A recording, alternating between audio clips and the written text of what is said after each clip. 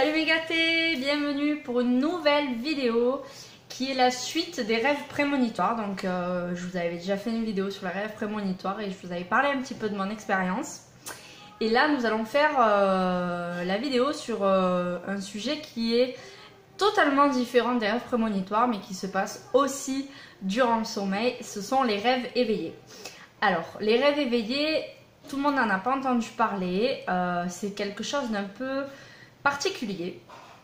Alors en fait voilà, le rêve éveillé c'est le fait d'être conscient que vous êtes en train de rêver.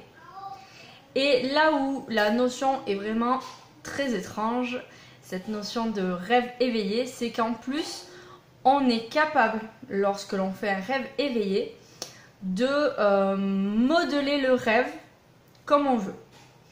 Donc certaines personnes ont l'habitude ou la facilité de faire ça sans exercice particulier.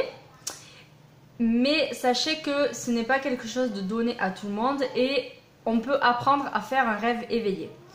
Alors j'ai entendu parler de ça il n'y a pas très longtemps sur YouTube, les rêves éveillés. Et j'ai vu un petit exercice à faire pour savoir si on était éveillé ou pas dans ses rêves. Et en fait, comme je vous l'ai dit sur la précédente vidéo, j'ai l'habitude de faire des rêves prémonitoires. Et il est vrai que certaines fois, durant mon sommeil, ça je m'en suis rendu compte souvent, c'est que lorsque je rêve, j'ai vraiment cette sensation de me rendre compte que je suis en train de rêver. Mais je laisse le rêve suivre son cours sans y intervenir. Mais je regarde un petit peu ça comme si j'étais derrière une caméra en fait et j'étais en train de filmer la scène ou de voir du moins ce qui se passe sur la scène au travers d'une caméra. En fait j'ai cette sensation.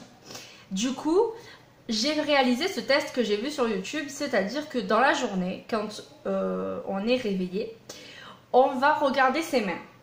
Voilà, on va regarder ses mains et on se rend compte que on a logiquement 10 doigts, 5 à chaque main.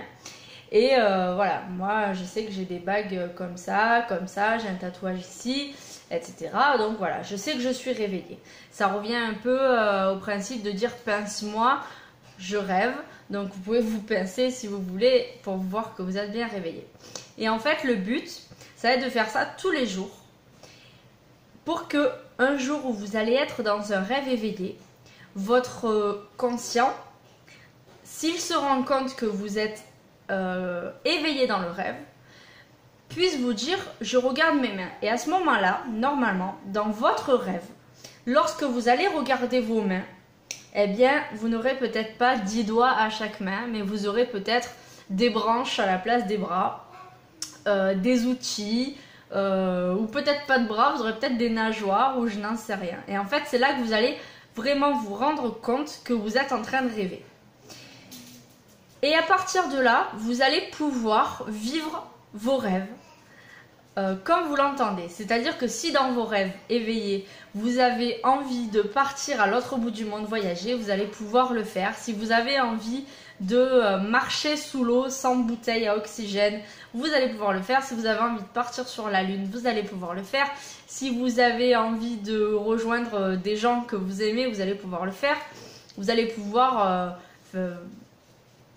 commettre des crimes si ça vous plaît, d'aller voler dans une banque. Vous allez pouvoir devenir riche à millions, devenir un grand entrepreneur, enfin une star. Vous allez pouvoir faire l'amour à votre star préférée, bref, que sais-je. Il n'y a pas de limite pour un rêve éveillé. Vous allez pouvoir faire tout ce que vous voulez. Le truc aussi, c'est que dans un rêve éveillé, vous allez pouvoir interagir avec vos peurs et vos croyances limitantes.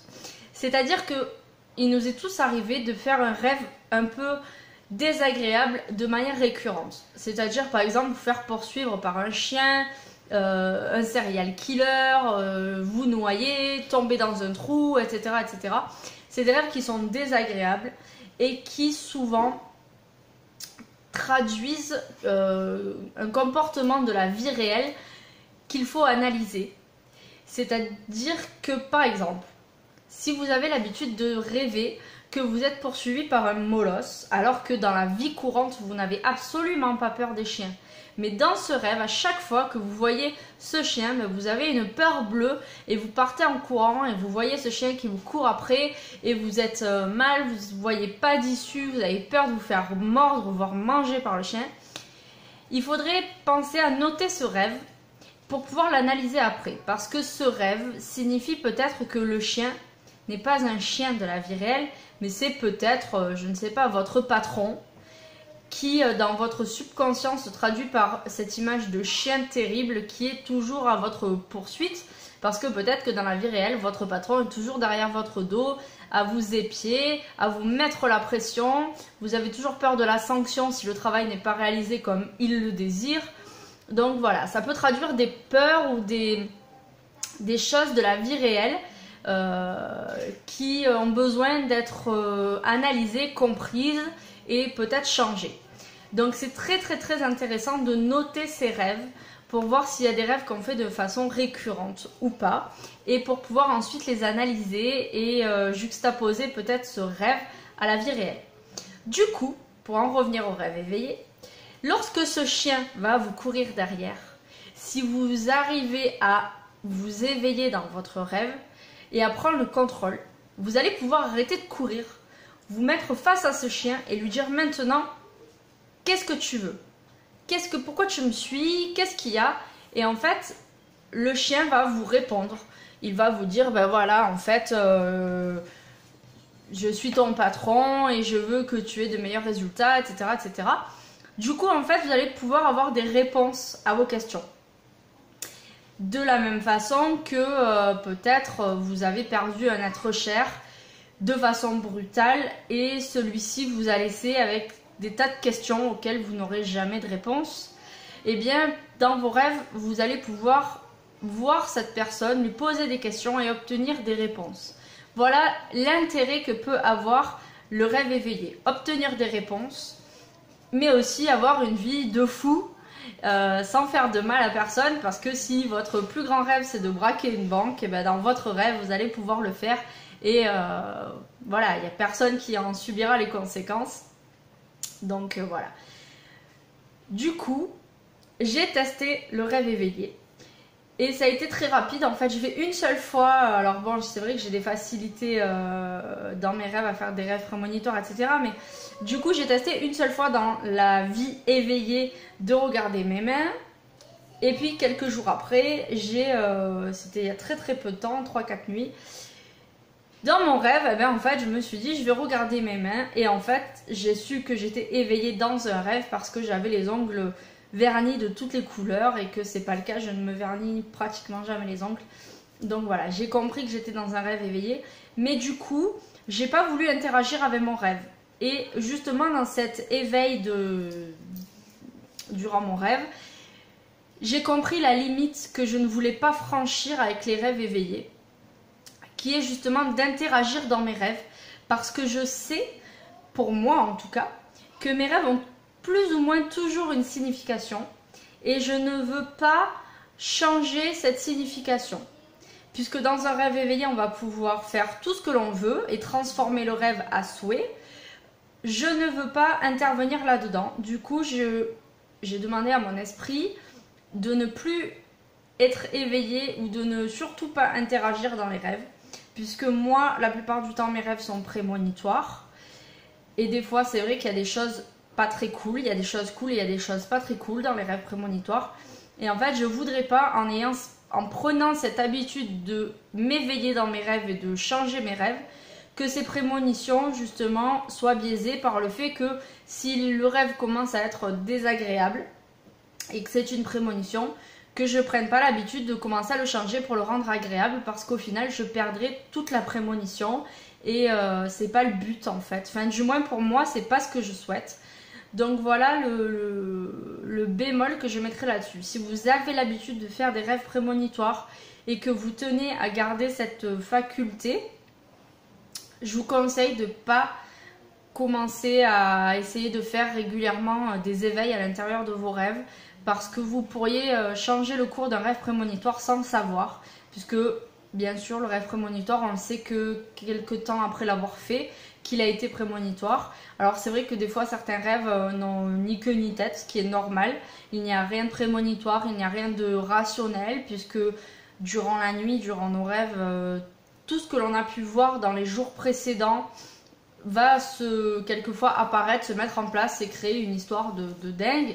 Donc bon, là si vous intervenez dans ces rêves là, c'est pas très grave, mais il se peut que ce soit un rêve prémonitoire et que vous le transformiez et du coup vous passiez à côté d'informations importantes. Donc voilà, j'espère que vous aurez compris un petit peu ma façon de voir les choses sur les rêves éveillés. Cela dit, c'est quand même une expérience à faire, de faire des rêves éveillés et d'interagir. Il y en a à qui ça plaît beaucoup, qui font ça très souvent. Je suis très contente pour eux, mais personnellement, ce n'est vraiment pas quelque chose qui me motive parce que voilà, je veux garder cette faculté de rêve prémonitoire, même si tous les rêves ne sont pas agréables. Et puis voilà, et puis je trouve que la nuit, les rêves même un peu bizarres, ben, ça fait toujours réfléchir le matin et voilà. Et puis des fois on fait des rêves marrants, on fait des rêves étranges et c'est pas... Voilà. Voilà, donc j'espère que vous aurez compris. Si vous avez déjà fait des rêves éveillés, que vous avez déjà eu l'opportunité de vous rendre compte que vous étiez en train de rêver, ben, n'hésitez pas à me laisser votre témoignage. Je serais ravie de voir vos expériences, de savoir si vous faites ça régulièrement, si, quel est l'intérêt pour vous, peut-être arriver à vous évader plus par les rêves, etc. Voilà, écoutez, je vous fais très bientôt de nouvelles vidéos. Je vais faire une section sur ma boutique qui s'appelle Hôtel de la Magie. Vous avez la page sur Facebook Hôtel de la Magie ou le site web hôteldelamagie.wifeo.com. Voilà, c'est de la vente en ligne de bijoux ésotériques et de pierres pour la lithothérapie, etc., etc.